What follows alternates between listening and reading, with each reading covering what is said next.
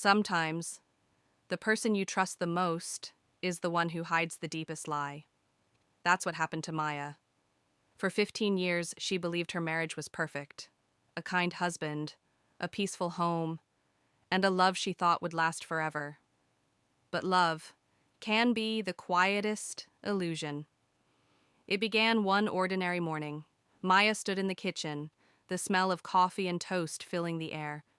Her husband Daniel sat at the table reading his phone, the same way he did every morning, except that day, something felt different. He smiled at a message, a real smile, the kind she hadn't seen in months. "Who's that?" she asked softly, pretending not to care. Daniel looked up, startled. "Oh, just a work text," he said. But his voice, it had that small crack, that tremble of guilt you can't disguise. Maya felt a strange chill. She tried to brush it off. Maybe she was overthinking. Maybe the years had made her suspicious. But later that day, when she reached for his jacket to wash it, his phone fell from the pocket, screen lighting up with a message. "Last night was unforgettable. I miss you already." Her heart stopped. The sender's name was saved as Andrew from work. But the message wasn't something a coworker would write. Her hands trembled. She felt the floor tilt beneath her, the silence of the house pressed against her ears. Was it real? Could Daniel really be? When he came home that evening, Maya didn't say a word. She just watched him, the man she'd built her world around. Every smile, every touch, suddenly looked different. He kissed her on the cheek, the same lips that had whispered promises years ago. And she wondered, had he kissed someone else the same way? That night, while he slept, she sat by the window. Rain tapped softly against the glass. Tears rolled down her face, blending with the rhythm of the storm outside. She whispered into the dark, "God, why do people destroy what they once prayed for?" Short pause, soft piano note fades, and in that moment, something inside Maya began to break.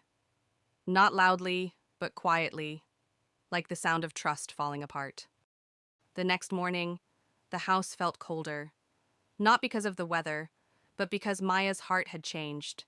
She still made breakfast, still poured Daniel's coffee, still smiled, but it wasn't the same smile. It was the kind of smile you wear when you're breaking inside, and you don't want anyone to see. Daniel walked in, humming softly, that same tune he always hummed when he was happy. And for a moment, she hated that sound, because she used to love it. He kissed her forehead, said, "I'll be late tonight." "Big meeting." Maya nodded slowly. Her eyes never left his face. "Be safe," she whispered, but in her chest, her heart was screaming, "Liar." When the door closed, silence filled the room. She stared at the half-empty coffee cup and whispered, "Big meeting, huh?" Hours passed. The clock ticked louder than usual. Every second sounded like a heartbeat, steady, painful, real. By noon, she couldn't sit still. Her thoughts were like waves, crashing against her sanity. She needed to know the truth, even if it destroyed her. She opened his laptop. He never let her touch it before. Her hands shook as she typed the password, their wedding date. It opened, and there it was, a folder hidden deep inside a work file, labeled Memories. Her breath caught. She clicked it. Inside were pictures, not of their vacations, not of their family, but of him and another woman. Laughing, holding hands, at the same cafe where he once took Maya every Friday. The world blurred, her vision clouded with tears. It felt like someone had torn her heart straight from her chest. Slowly, cruelly. She pressed her hand to her mouth, trying not to scream. Her body trembled, her soul went numb. She closed the laptop gently, as if afraid to break it, even though everything else was already broken. When Daniel returned that night, she was sitting by the fireplace, staring into the flames. He said softly, "You okay, sweetheart?" She turned to him with a faint smile. "Yes," she said. "I just realized something today." He frowned. "What's that?" Her eyes glistened under the golden light. "That sometimes the person you sleep beside every night can be the one who's been miles away for years." He froze. His face went pale. The mask slipped, just for a second, but that was all Maya needed to see. And in that moment, she knew the truth didn't need to be shouted. It was written all over his silence. Soft pause, rain sound fades in. She turned away, tears falling, but her voice steady. Because when a woman finally sees the truth, she doesn't need proof anymore. She just lets go. The next day, Maya didn't cry. Not because it didn't hurt, but because she was too tired to feel. There's a kind of pain that goes beyond tears. It just sits inside you, heavy and quiet. She looked at herself in the mirror, her face pale, her eyes swollen. But for the first time, she really looked.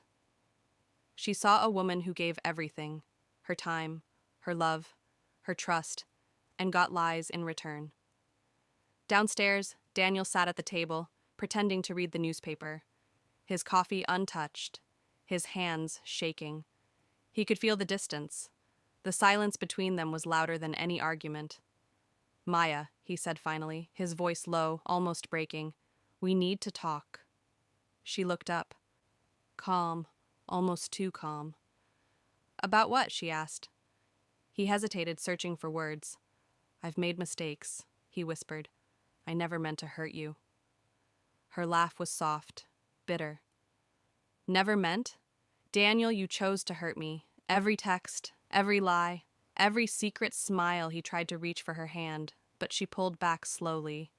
And that tiny motion felt like the end of everything. The fire in the hearth crackled softly, a cruel reminder of warmth in a place gone cold. She stood up, walked to the window, and whispered, "Do you remember our vows?" He nodded slowly. "Yes," he said. "I remember." Maya closed her eyes. "You promised me forever," she said softly. "But forever ended the moment you stopped being honest." Her voice trembled, not from weakness, but from strength. The strength of someone who finally decides to stop begging for love. Daniel's eyes filled with tears. "I can fix this," he said desperately. "I'll end it. I'll prove it to you." Maya turned to him, and for a second he saw the woman he once knew, gentle, kind, full of hope. But that woman was gone now. Her gaze was steady, her voice almost a whisper. "Daniel, you can't fix what you killed." Sound of soft piano. Pause. She picked up her coat, walked to the door, and for the first time in years, she didn't look back. Outside, the rain had stopped. The world smelled new. And in that quiet, broken morning, Maya felt something strange. Not happiness, not peace, but freedom. Sometimes, the hardest goodbye isn't to a person. It's to the version of yourself that believed their lies. Months passed, and the world around Maya slowly began to bloom again. The mornings felt lighter now. The sun no longer hurt her eyes. The sea outside her window still roared, but this time it sounded less like loneliness and more like life. She had learned to live with the silence. Not as a punishment, but as peace. Every day she wrote a little more in her notebook, stories, thoughts, letters to the woman she used to be. She would write, "Dear me, you survived." One afternoon she was sitting at her favorite cafe by the sea, the same spot she used to avoid because it reminded her of him. But now it was her place, her little piece of freedom. She was reading a book, lost in its pages, when she heard a voice. Gentle, warm, unfamiliar. "Is this seat taken?" Maya looked up. A man stood there, around her age, kind eyes, a calm smile. There was something quiet about him, something unhurried. She hesitated for a second, then smiled softly. No, it's not. He sat down, ordered coffee, and for a while they said nothing. Just two strangers sharing silence, the comfortable kind. After a few minutes, he nodded toward her notebook. You write? He asked. She smiled shyly. Trying to, she said. Mostly just thoughts that never leave my head. He chuckled softly. That's where the best stories begin. For the first time in a long time, she laughed. Really laughed. It wasn't loud or forced, it was soft, like sunlight breaking through clouds. The conversation drifted easily. Books, music, the ocean. No past, no questions, just presence. When she left, he stood up politely and said, Maybe I'll see you here again. Maya nodded, and as she walked away, a gentle breeze brushed her hair, like the universe whispering, You're allowed to feel again. Soft piano pause, light strings, fade in. That night, back at home, she sat by the window once more. The waves still crashed, the stars still shone, but something inside her felt different. Not healed completely, but open. She whispered, Maybe love isn't about starting over. Maybe it's about learning to see beauty again. Her phone buzzed with a new message, a simple one. It was nice talking to you today. She smiled, not the old aching smile, but a new one. Gentle, real. Outside, the wind carried the scent of salt and rain. Inside, Maya closed her notebook and whispered, Thank you, God, for endings that lead to beginnings. Soft piano fades out, ocean sound continues. Because sometimes, life doesn't give you what you expected. It gives you what you needed. And for Maya, that was peace. Days passed, but the silence still echoed in Maya's chest. It wasn't the silence of peace, it was the silence that follows a storm. She'd left the house, the memories, the ghost of a love that never really loved her back. Now she lived in a small apartment near the sea. Simple, quiet. A place where nobody knew her story, or the weight she carried inside. Every morning, she'd sit by the window with a cup of coffee in her hands, watching the waves crash against the shore. Each wave felt like a heartbeat, a reminder that she was still alive. One afternoon, she found an old photo in her bag, her and Daniel. Smiling, it looked like two people in love. But when she looked closer, she saw it, and that a high distance in his eyes, the sadness behind her own. She whispered to herself, I was loving someone who was already gone. For a moment, the pain returned, sharp, familiar, cruel, but this time, she didn't run from it. She let it wash over her, like the tide, and when it passed, she realized something. He had taken her trust, but not her strength. That evening, she went for a walk by the sea. The sky was painted in orange and gold. The air smelled of salt and freedom. She closed her eyes and breathed deeply, for the first time without fear, without waiting for someone's text, without wondering if she was enough. Soft piano. Pause. In that quiet moment, she whispered, Maybe the ending isn't punishment. Maybe it's protection. She smiled faintly, a real smile, small but honest. Days turned into weeks.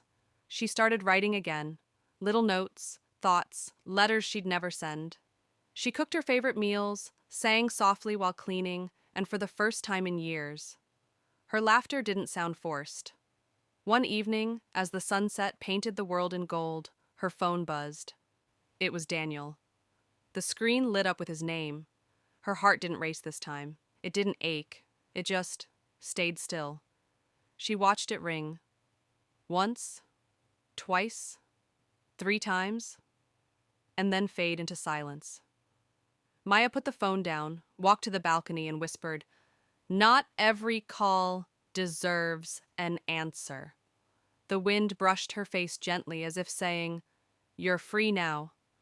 Soft instrumental, fade out. Sometimes healing doesn't look like smiling again. Sometimes it just looks like breathing without breaking anymore. And that's what Maya did. She breathed, she lived, and she finally let go. Weeks turned into months, and the man from the cafe, Ethan, slowly became a part of Maya's quiet world. They never rushed anything, no promises, no expectations, just two souls learning how to breathe again. Every morning, she'd find a small flower on her table, sometimes from the cafe, sometimes from her own balcony. Ethan said it was a reminder that beauty doesn't ask permission to grow, it just does. One rainy afternoon, while cleaning her old drawers, Maya found something. An unopened letter. It was from Daniel. The handwriting she once memorized, the date, weeks before he left her. Her hands trembled. For a moment she thought about throwing it away. But then, she sat by the window, the same place she once cried for him, and slowly opened it. The paper smelled faintly of time and regret. Inside, only a few words, greater than, "I'm sorry I made you doubt your worth. You loved me right. I just didn't know how to stay." Tears filled her eyes, not of pain, but of release. She whispered softly, "I forgive you." And as those words left her lips, something inside her finally exhaled, a peace she'd been chasing for years. That evening, she went to the cafe again. Ethan was already there, a cup of coffee waiting for her. She smiled and sat down. He looked at her quietly and said, "You seem lighter today." Maya nodded. "Maybe because I finally put down something heavy." He smiled. That same calm, kind smile. They didn't need many words after that. The silence between them said enough. As the sun dipped into the ocean, Maya took out her notebook and wrote a final letter, not to Daniel, but to herself. Greater than dear me, greater than you did it. You faced the storm, you forgave the thunder, and you found your sunshine again. She closed the notebook, looked at the horizon, and whispered, "Some endings aren't about losing. They're about becoming." The days that followed felt softer, like the world had finally stopped holding its breath. Maya had found rhythm again, in the smell of coffee, the whisper of waves, the laughter that came so easily now. Ethan never tried to fix her. He just stayed, quietly, patiently, like a lighthouse that didn't ask the sea to be calm, just promised not to leave when the storm came. One morning, they sat on the beach together, the sky painted in pale gold. Ethan skipped a stone across the water, and it danced. Once, twice, 3 times, before sinking. He smiled. "See that?" he said. "Even things that fall still leave ripples." Maya looked at him, and in that moment she understood what peace really was.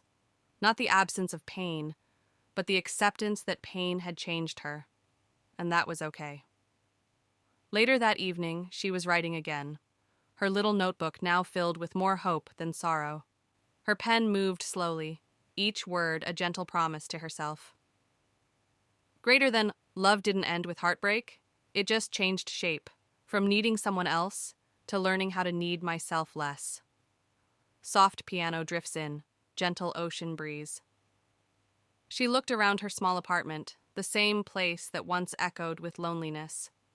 Now it felt alive, with flowers on the table, books stacked by the window, and laughter woven into the walls. Her phone buzzed, a message from Ethan. "The sky looks like your favorite color tonight." She smiled, that quiet, knowing smile, the kind that comes when your soul finally exhales. She walked to the balcony, watching the sun melt into the sea. The world shimmered, orange, gold, and free. And as the wind brushed her face, she whispered, "Maybe love isn't something we find again. Maybe it's something we finally learn to deserve." Soft piano fades out. Ocean sound continues. That night, Maya placed her notebook on the windowsill, beside the flower Ethan had given her. The last line read, "Greater than, I thought my story ended when he left. Greater than, but maybe, It began when I chose myself. And with that, Maya closed her eyes, letting the sound of the waves carry her into peace. Because sometimes the greatest love story is the one you finally write for yourself. Months later, Maya's life had found a beautiful stillness, not empty, not lonely, just peaceful. Her mornings began with sunlight spilling through the curtains and the soft hum of the sea below her window. Her notebook now lay open on the table, filled with pages of healing, of lessons, of love rediscovered.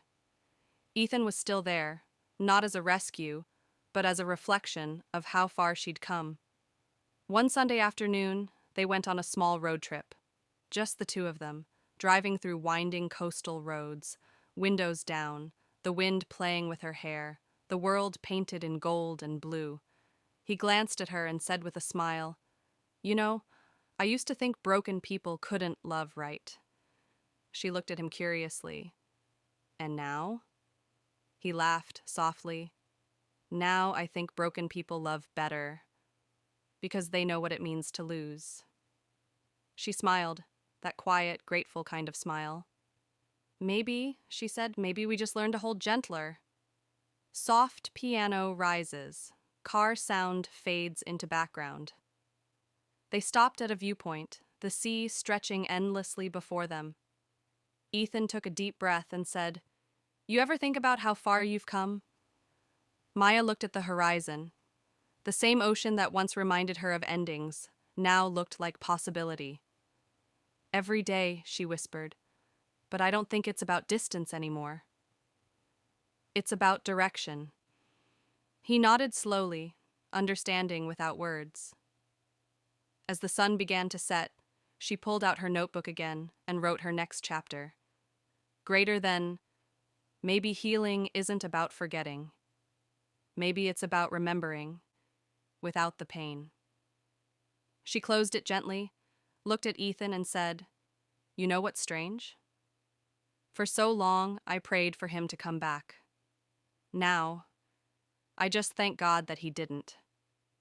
Ethan chuckled softly and replied, "Maybe that's how grace works. It gives you what you need, not what you want." The two sat there quietly, watching the last light fade into the sea.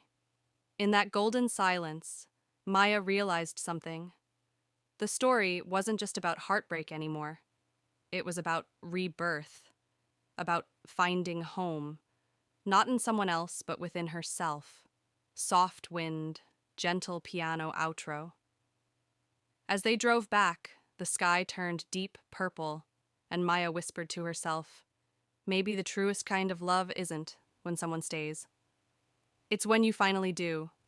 And for the first time in forever, she didn't just feel alive, she felt whole. To see where Maya's journey leads next, don't forget to like, share, and subscribe. Every story has another chapter waiting to be told.